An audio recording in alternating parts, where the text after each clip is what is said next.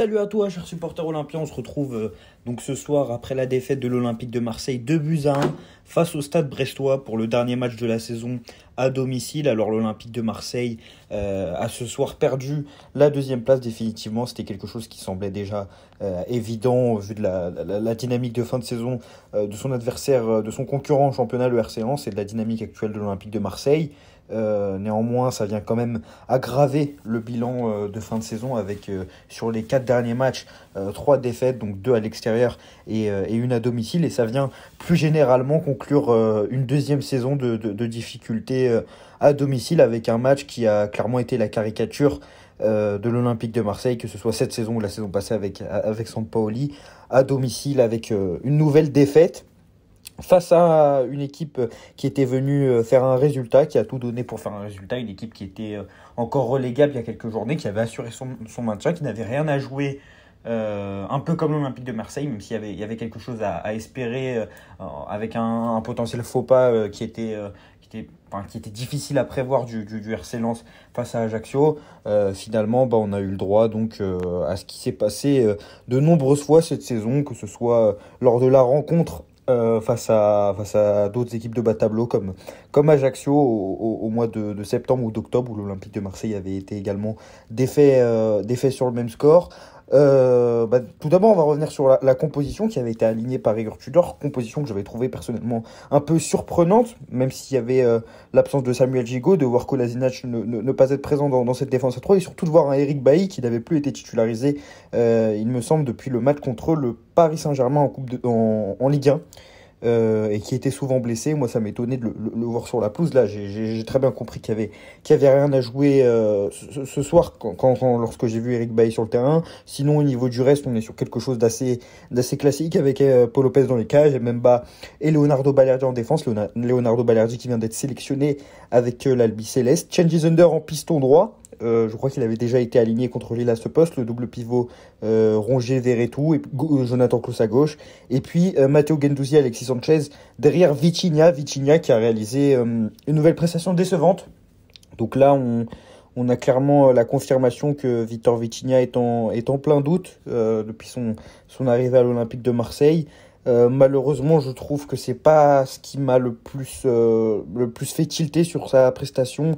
C'est pas son manque d'efficacité à la finition, mais c'est plutôt certaines touches de balle, la manière dont il s'est fait complètement pocket par le défenseur du stade brestois, Lilian Brassier. Surtout le fait de voir qu'il a vraiment des difficultés, que ce soit sur le plan physique pour bouger son vis-à-vis.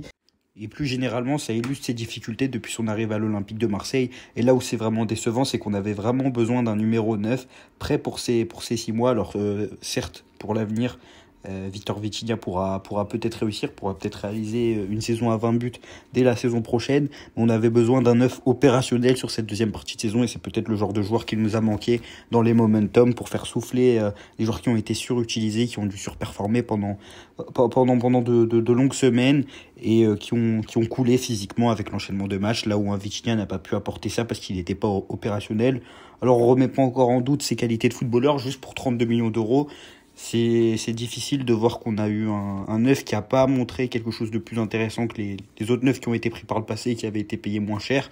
Je trouve même pas qu'il a apporté quelque chose de plus intéressant qu'un Luis Suarez cette saison. D'ailleurs, je crois que en beaucoup moins de minutes jouées, le Colombien a toujours plus de buts marqués avec l'Olympique de Marseille. Il a d'ailleurs marqué plus de buts avec son club d'Almeria. Pour en revenir au match, alors on avait un match contre un mal classé, avec un OM qui était poussé par son public au vu des événements. D'ailleurs, les tifos ont été exceptionnels ce soir. Le problème, c'est qu'on a été rappelé à la réalité dès les premiers matchs. Et un OM poussé par son public, galvanisé, qui a passé la plupart du match dans le camp adverse, comme sur les 2 dernières saisons, qui n'a pas trouvé énormément de solutions et qui n'a pas été dangereux pour le pourcentage de possession du ballon que l'OM a affiché ce soir. Énormément de mauvais choix dans le dernier tiers. Bon, c'est quelque chose d'habituel. Et puis des buts et une faiblesse en transition qu'on a l'habitude de voir désormais depuis 2 ans. Donc parmi les buts, c'est un peu le type de but qu'on encaisse à chaque fois sur ce genre de match. Donc un tir de loin encaissé, un tir de Magnetti qui a été dévié et qui est rentré dans la cage de Paul Lopez. J'ai l'impression que ce but, on l'a vu au moins 10 fois cette saison au Vélodrome. Un but encaissé sur corner de Mady Camara, donc un joueur qui je sais pas s'il joue énormément à Brest, mais voilà, toujours le même type de joueur qui marque contre l'OM, un joueur qui marque uniquement contre l'OM sur une saison. Donc un but encaissé sur corner, là aussi on a à peu près l'habitude cette saison avec le nombre de buts qu'on a encaissés sur coup de pied arrêté. Et de l'autre côté, les coups de pied arrêtés offensifs qui sauvent l'OM, parce que but de Mbemba qui permet d'égaliser avant que Brest ne l'emporte sur ce but de Camara. On pourrait revenir sur une petite décision litigieuse de Madame Frappard, mais ce serait refaire l'histoire et oublier le très mauvais match de l'OM. Un OM qui a définitivement un visage bien différent à domicile d'Alexandre. On espère en tout cas que ça va être la fin de ces difficultés éprouvées à domicile. Si on doit aller rapidement sur les individualités, j'ai trouvé cette équipe très neutre. Comme souvent sur les dernières semaines, j'ai trouvé vraiment Rongier très mauvais dans l'utilisation du ballon. J'ai trouvé Vitinha très mauvais tout court.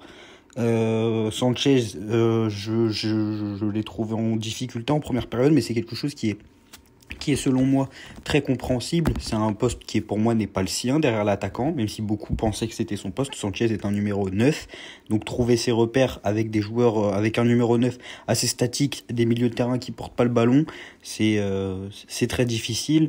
Encore une fois, des changements incompréhensibles avec la sortie de Matteo Guendouzi, en plus qui avait une dimension symbolique à ce match parce que c'était peut-être son dernier match sous les couleurs de l'Olympique de Marseille au stade Vélodrome.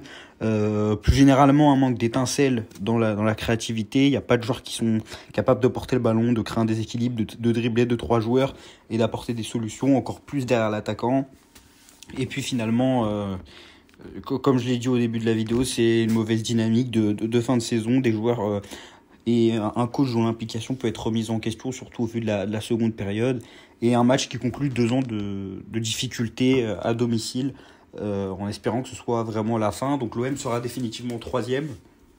L'OM disputera donc des barrages de Champions League. On pourra peut-être faire une vidéo plus générale sur ces barrages. Pour moi, c'est pas un mauvais aspect parce que ça permettra au club de progresser au niveau européen, en sachant que tu n'arriveras pas directement en phase de groupe sans expérience encore une fois.